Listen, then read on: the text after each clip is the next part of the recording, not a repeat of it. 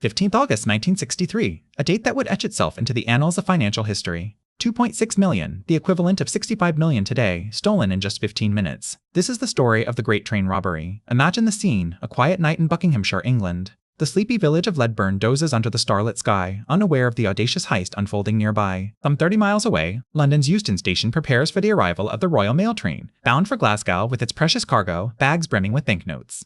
The train pulls into a secluded spot called Bridego Bridge Railway Bridge, little more than a blip on most maps, a seemingly innocuous location. But beneath this veneer of tranquility lies a meticulously planned operation, years in the making. Led by Bruce Reynolds, a charismatic career criminal, our anti-heroes are poised to strike. They've studied timetables, mapped routes, and even recruited insiders. Every detail accounted for. Their target, not the train itself, but the unassuming red parcels it carries, each one filled with cash destined for Scotland's banks. This isn't merely a tale of theft, it's an exploration of how ambition, preparation, and opportunity can align to create financial chaos. Over the course of this investigation, we'll delve into the mechanics of the robbery, follow the trail of the stolen money, and examine the fallout, both immediate and long-term. So why does the Great Train Robbery matter? Beyond the sheer scale and audacity of the crime, it serves as a reminder of our vulnerabilities in an increasingly interconnected world. It forces us to question just how secure is our financial infrastructure, and perhaps most importantly, what lessons can be learned from this daring raid? As we embark on this journey together, remember, truth is often stranger than fiction. Here begins the story of the Great Train Robbery. The mastermind behind the Great Train Robbery was Bruce Reynolds, a seasoned criminal with an extensive rap sheet. In the early 1960s, after serving time for a string of robberies, Reynolds assembled a formidable team of thieves who would become notorious for their audacious heist.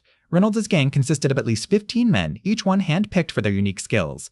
There was Ronnie Biggs, the getaway driver, Gordon Goody, who handled logistics, Buster Edwards, responsible for disabling the train's follow-up device, and Roy James, a mechanic tasked with driving the hijacked postal truck.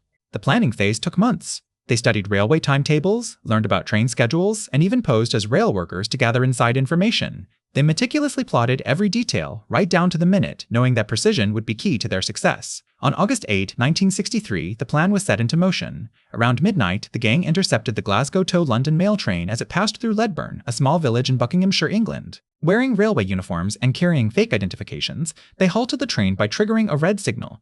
Using gas and sledgehammers, they broke into the high-security carriage containing the money bags.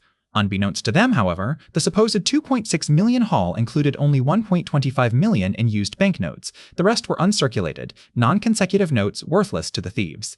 Despite this miscalculation, the take was still substantial. It made headlines around the world and cemented the gang's place in criminal history. But for now, let us return to Bruce Reynolds. Reynolds and his associates disappeared into the shadows following the robbery, but their elusive lifestyle didn't last forever. As we follow the money trail, we'll uncover how the law eventually caught up with them, bringing one of the most significant manhunts in British history to a dramatic close. 1963, the summer season in England. While most people were enjoying their holidays, a group of meticulous planners was setting their sights on an ambitious heist. Their target, the Glasgow to London mail train, transporting unparalleled sums of cash for the time. 2.6 million, or roughly 65 million in today's currency. The train operators, Royal Mail, and the Post Office Union were all aware that this specific route carried large quantities of cash. However, the exact amounts remained undisclosed due to strict bank secrecy laws. For a gang of ambitious thieves, this only added to the allure. Under the leadership of Bruce Reynolds, the group meticulously researched timetables, train compositions, and staff rotas, anything that could provide an edge in their grand plan. They discovered that each bag of money weighed around 70 pounds, and on average, there were 120 bags aboard the train during its journey from Glasgow to London, a treasure trove ripe for the taking. The gang rented a nearby farmhouse under false names, where they built a model of the intended robbery site using materials like chicken wire, pulleys, and rope. They even went so far as to hire a former Scottish railway employee to provide additional insight into the train's workings and schedule. On August 8th, Reynolds and his associates put their plan into action. Disguised as British railway workers, they hijacked the train near Mentmore, Buckinghamshire, and gained access to the carriage carrying the money by tampering with the lock on the connecting door between two carriages, a weakness they discovered during their extensive research. Within 15 minutes, Reynolds and his gang stole what was then the largest cash heist in British history.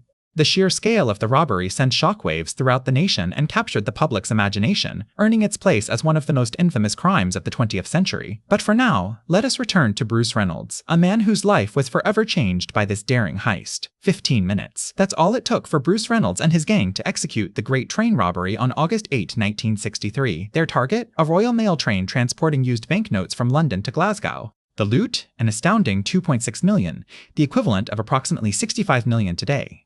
The heist began at a secluded spot in Buckinghamshire, where the gang had meticulously prepared their ambush. They had spent months surveying the route, studying the timetables, and familiarizing themselves with every detail of the train's operations. On that fateful night, they were ready to put their plan into action. As the train approached, Reynolds and his accomplices sprang into action. They used a fake red signal to stop the train in its tracks before boarding it under the guise of railway officials. Once on board, they quickly overpowered the train's crew, using guns and threatening notes to maintain control. The gang then made their way to the high-value parcels van, where they discovered a treasure trove of used banknotes. They worked with military precision, filling sacks with as much cash as they could carry before making their escape. In just 15 minutes, they had stolen what was then the largest cash heist in British history. The sheer scale of the robbery sent shockwaves throughout the nation and captured the public's imagination. The audacity of the crime, combined with the gang's daring escape, made them household names overnight. And for Bruce Reynolds, the mastermind behind the operation, it was a life-changing moment. But the story doesn't end there. The Great Train Robbery marked the beginning of a long and complex investigation, involving countless hours of police work and forensic analysis. It would take years to unravel the threads of this financial crime and bring those responsible to justice. And even then, the legacy of the robbery would continue to reverberate through British financial history for decades to come. In the wake of the Great Train Robbery, Britain was stunned. 2.6 million, equivalent to 65 million today, had been stolen in a daring heist that seemed almost too audacious to be true. But for the investigators tasked with solving the case, the hard work was just beginning. The investigation was led by Detective Superintendent Tommy Butler, a seasoned detective who had made his name tracking down notorious gangsters in London's East End. Butler assembled a team of over 100 officers and set to work piecing together the complex web of clues left behind by the robbers. One crucial breakthrough came when forensic experts discovered tiny traces of blue paint on the robbers' clothing, which matched the color of the stolen mailbags. This led investigators to a small garage in London, where they found a car that had been used in the getaway and a set of fingerprints belonging to one of the robbers, Ronald Ronnie Biggs. With this crucial evidence in hand, Butler's team began to close in on the gang.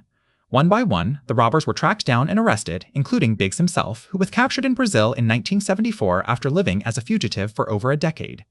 The trial of the Great Train Robbers, which took place in 1964, was a major media event. The robbers were accused of conspiring to steal $26 million and faced charges including robbery, conspiracy to rob, and possession of firearms. In total, 15 men were convicted and sentenced to a combined total of 37 years in prison.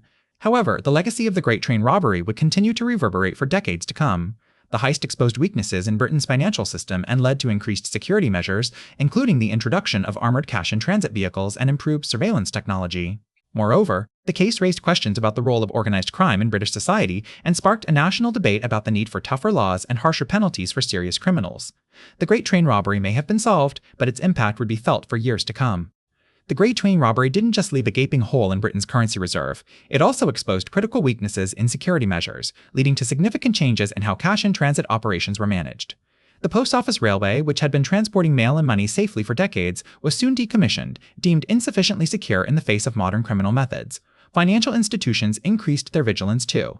Armed guards became a standard feature on cash collection vehicles, and advanced surveillance technology like closed-circuit television systems were installed at key points along transit routes. These measures significantly reduced the likelihood of another large-scale heist, making it much harder for would-be thieves to emulate the success of the Great Train Robbery gang. But beyond these immediate changes, the robbery had far-reaching cultural implications that continue to resonate today. It fueled a national debate about organized crime and its impact on society.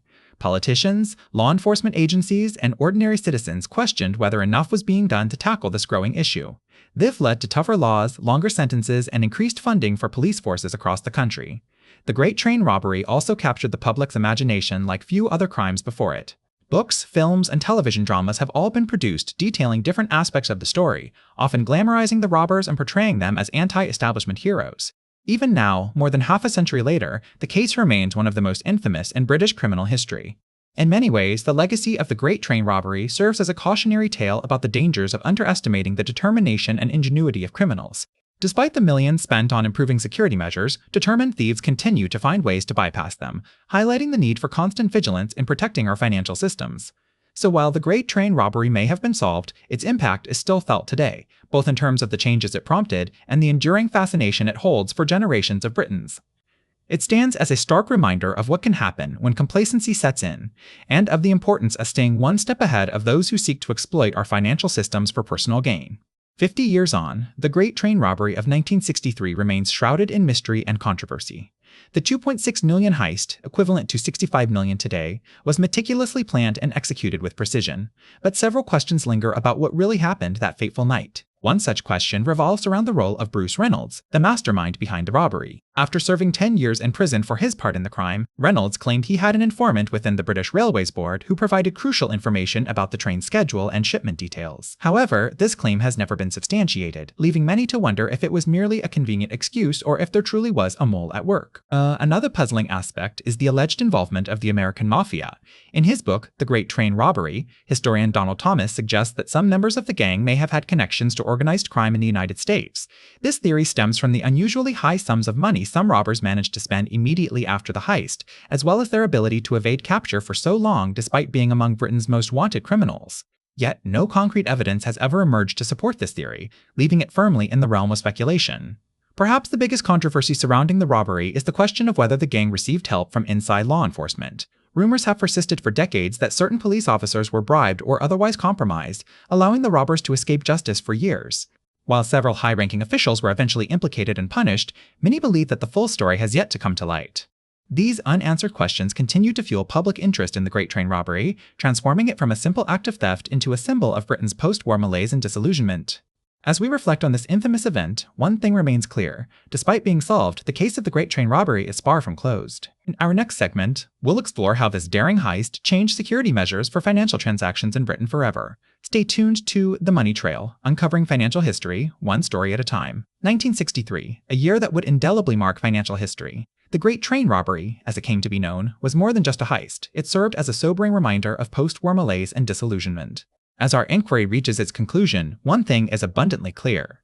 The Great Train Robbery may have been solved, but its impact remains far from over. The robbery's mastermind, Bruce Reynolds, along with his 14 accomplices, made off with an astounding 2.6 million, equivalent to 65 million today. The bulk of this sum belonged to the London and North Eastern Railway, a vital artery in Britain's post-war economic recovery. Yet, despite the staggering loss, it was not just about the money, it was also about challenging the establishment at its core. In many ways, the Great Train Robbery marked a turning point for financial security measures in Britain. The days of trust and complacency swiftly gave way to heightened vigilance and advanced technology.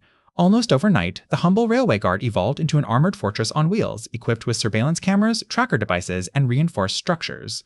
Beyond rail transport, banks too underwent a radical transformation. The Bank of England, once synonymous with tradition and stability, found itself thrust into modernity. Cash transit vans adopted cutting-edge security features, while bank employees were trained in anti-theft protocols. This new era of financial security wasn't merely about protection, it was a testament to the changing times, symbolizing Britain's struggle to maintain order amidst chaos. However, as we wrap up our investigation, it's crucial to remember that while the Great Train Robbery was solved, its legacy continues to unfold even today. Each time we make a large financial transaction, whether online or offline, we engage in a dance of trust and verification born out of this infamous event. As we move forward, The Money Trail will delve deeper into the intriguing world of financial history. In our next segment, we'll explore how this daring heist changed security measures for financial transactions in Britain forever. Until then, keep your curiosity engaged and stay tuned to The Money Trail.